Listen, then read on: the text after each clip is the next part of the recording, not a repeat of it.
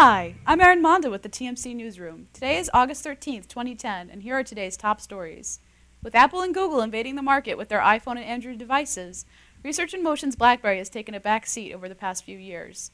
With the launch of RIM's latest offering, the Blackberry Torch, the company is once again braced for battle against its two heavyweight rivals.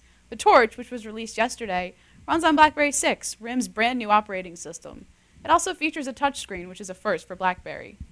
And while a significant majority of BlackBerry owners are skeptical of the Torch's success in light of the competition, I have to say I happen to like mine.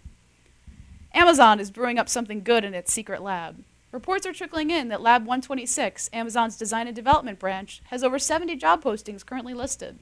The company is seeking hardware engineers, RF system engineers, supply chain project program managers, packaging engineers, hardware failure analysis engineers, software development engineers, and many others.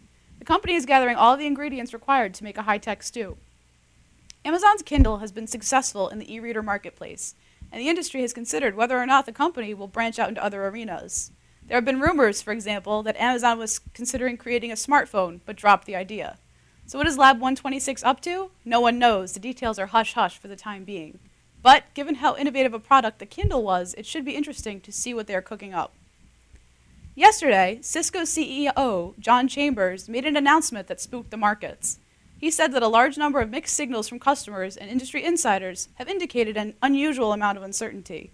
This announcement came a few days after Cisco released earnings that disappointed analyst predictions. Combined with the CEO's statements alluding to uncertainty, Cisco's stock plummeted down by 10% today, bringing values near a 52-week low. Chambers' forecast appears to be accurate because, with few exceptions, the results haven't been so rosy from the tech arena lately. But that's all for today. For the latest news in the communications world, visit tmcnet.com. I'm Erin Monda with the TMC Newsroom. Thanks for watching.